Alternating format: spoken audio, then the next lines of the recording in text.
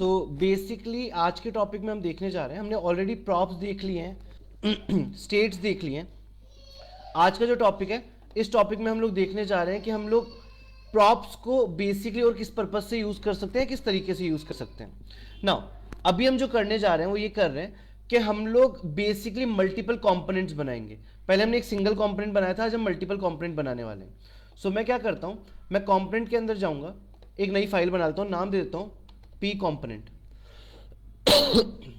P कॉम्प करके देता हूं .js। ठीक है, ये कंपोनेंट मैंने बनाया है जिसमें मैं बनाने जा रहा हूं क्लास कंपोनेंट। तो मैं RCE करके शॉर्ट हैंड टाइप कर देता हूं और यहां से मैं एक्सपोर्ट हटा देता हूं। ठीक है, तो मैंने एक कंपोनेंट बना दिया जो कि मेरा पेरेंट कंपोनेंट रहेगा। यहाँ पे मैं मल्टीपल कंपोनेंट्स में काम करने जा रहा हूं। मैं एक कंपोनेंट को दूसरे कंपोनेंट में शेयर करना सिखा रहा हूं यूजिंग फंक्शंस। तो नाउ हम कैसे काम कर सकते हैं, यहाँ रेंडर लिखा आ रहा है एंड कुछ चीजें इंक्लूडेड है। इसको सेव कर लेते हैं, app.js ओपन कर लेते हैं और यहाँ पे जाके हमने जो इवेंट बाइंड किया था ये हटा देते हैं और साथ में इसका ये कमेंट आउट कर देते हैं। अब हम यहाँ जाते हैं और पी कंपोनेंट को कॉल करते हैं। इंटीग्रेट कर दिया। ओके, इंटीग्रेट करने के बाद ऑब्वियसली बात है वेब पेज पे हमको अपीयर हो जाएगा। तो हमने पी कंपोनेंट को यहाँ पे कर दिया, रेंडर हो गया ये। ठीक है, अब क्या कर रहे हैं, इस पी कंपोनेंट के अंदर जाके यहाँ पे रेंडर के ऊपर हम लोग को बनाना पड़ेगा कंस्ट्रक्टर।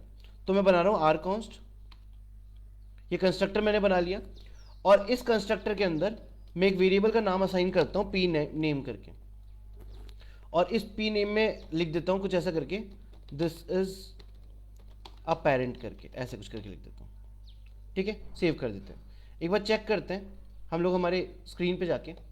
ठीक है, यहाँ पे पी कॉम्प प्रिंट हो रहा है। अब हम अगले स्टेप पे क्या करने जा रहे हैं, हम एक फंक्शन बना लेते हैं। तो ये मेरा कंस्ट्रक्टर है, इस कंस्ट्रक्टर के नीचे आके एक फंक्शन बनाता हूं जिसको मैं नाम देता हूं ग्रीट पेरेंट करके, कुछ इस तरीके से, कोई भी नाम दे सकते हो आप। ये मैंने नाम दे दिया। नाम देने के बाद इसमें एक अलर्ट बॉक्स लगा रहा हूं जो कि जावास्क्रिप्ट में आपने पढ़ा होगा, और इस अलर्ट बॉक्स के अंदर हम लोग यूज कर लेते हैं टेम्पलेट्स। ठीक है, अब यहां पे लिख देते हैं हम हेलो फ्रॉम, और यहां पे जाके हम जो अपने स्टेट बनाया था ऊपर उसकी वैल्यू प्रिंट करा लेंगे। ये गए यहां पे और लिख दिया दिस डॉट स्टेट डॉट, और नाम था पी नेम। इस तरीके से हमने एक अलर्ट लगा लिया यहां पे। सही, अभी के लिए अगर बताऊं तो ये अलर्ट काम नहीं करेगा प्रॉपरली। यहां जाते हैं, इसको एक बार सेव कर लेते हैं।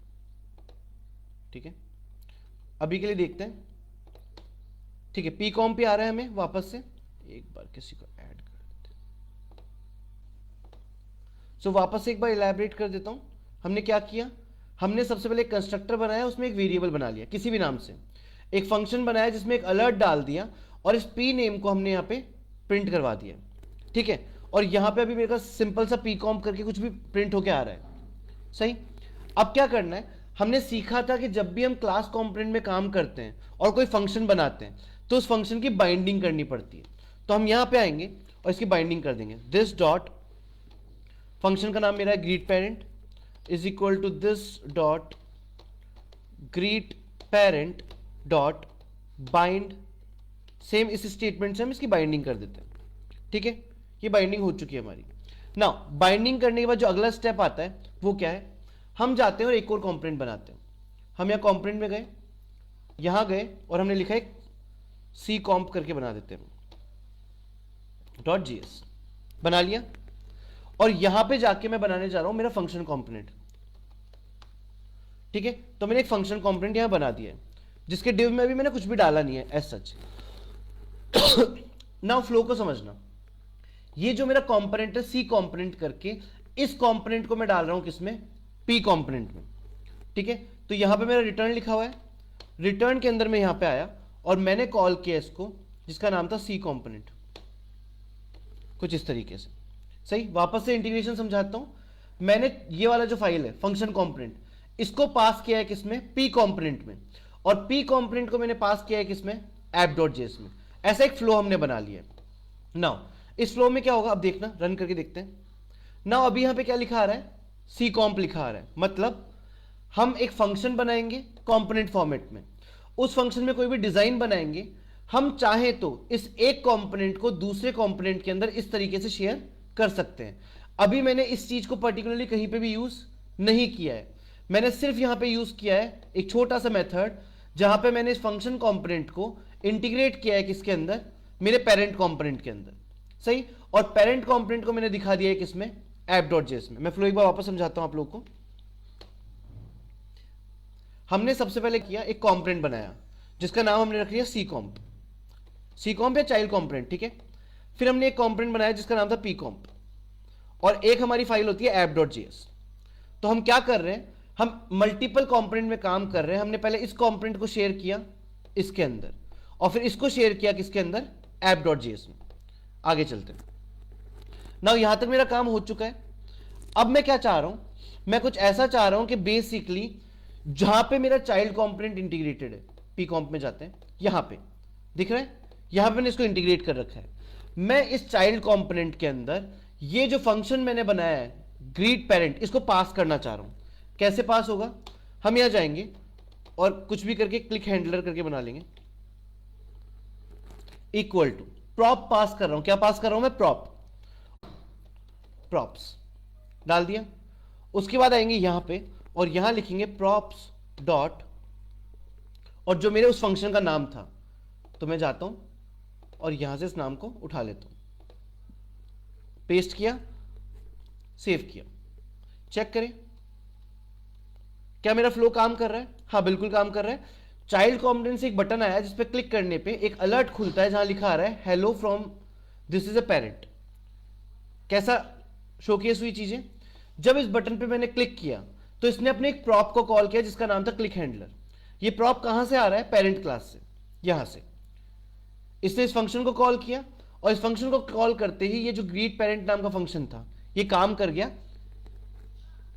तो इस तरीके से हम क्या कर सकते हैं, मल्टीपल कंपोनेंट्स को आपस में जोड़ सकते हैं और इसे फंक्शन पास कर सकते हैं। पर अगर इस फंक्शन में मेरे को एक वैल्यू भी चाहिए तो वो वैल्यू कैसे पास करूंगा मैं, तो सबसे पहले मैं आऊंगा चाइल्ड कंपोनेंट में। आगे चाइल्ड कंपोनेंट में आने के बाद सबसे पहले तो इसके आगे लगा दो ब्रैकेट, क्योंकि एरो फंक्शन का इस्तेमाल करना पड़ेगा वैल्यू लेने के लिए। यहां ब्रैकेट लगाया, साथ में इस पर्टिकुलर चीज को बना देंगे एरो फंक्शन, बना दिया। अब ये वैल्यू लेने के लिए तैयार है। इस क्लिक हैंडलर के अंदर मैं एक वैल्यू डाल देता हूं, this message is from child, ऐसे करके एक वैल्यू डाल दी, डन। अब जाएंगे कहां पे, पेरेंट कंपोनेंट में। पेरेंट कंपोनेंट में जाने के बाद हम यहां पे भी कुछ काम करने वाले हैं। किस तरीके से करेंगे, दिख रहा है यहां पे अलर्ट में मैंने कुछ प्रिंट करवा रखा है, और यहां जाता हूं इस जगह पे। सबसे पहले तो यहां पे जाके एक वेरिएबल बना लेता हूं, चाइल्ड डेटा करके बना रहा हूं, ठीक है। और फिर इस डेटा को मैं डिस्प्ले करवा देता हूं इस अलर्ट बॉक्स के अंदर, फ्रॉम करके कुछ भी लिख देते हैं और सिंपली यहां से इस चीज को इंटीग्रेट कर देते हैं। सही है, तो किस तरीके से काम किया हमने, सेव करते हैं, रिफ्रेश करते हैं। अब मैसेज देखिएगा, hello this is from a parent, and उसके बाद वापस लिखा है this message is from child. तो वापस एक बार पूरा फ्लो समझाता हूं। सबसे पहले बनेगा चाइल्ड कंपोनेंट।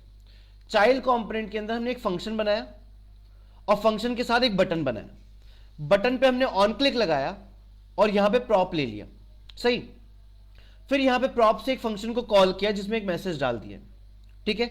फिर इस पूरे के पूरे कंपोनेंट को मैंने एक दूसरे कंपोनेंट में जोड़ा जिसका नाम था पी कंपोनेंट, जहां पे मैंने एक क्लास कंपोनेंट बनाया है, सही। यहां पे मैंने क्या किया, मैंने जो चाइल्ड कंपोनेंट में प्रॉप पास किया था उसको यहां पे दिखाया प्रॉपर्ली।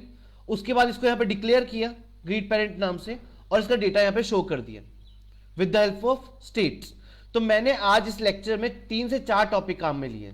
क्लास कंपोनेंट है, इसमें फंक्शन कंपोनेंट है, स्टेट्स है, क्लिक हैंडलर है, और साथ में प्रॉप्स है। सो आई होप आपको समझ में आया होगा। Thank you so much for this lecture.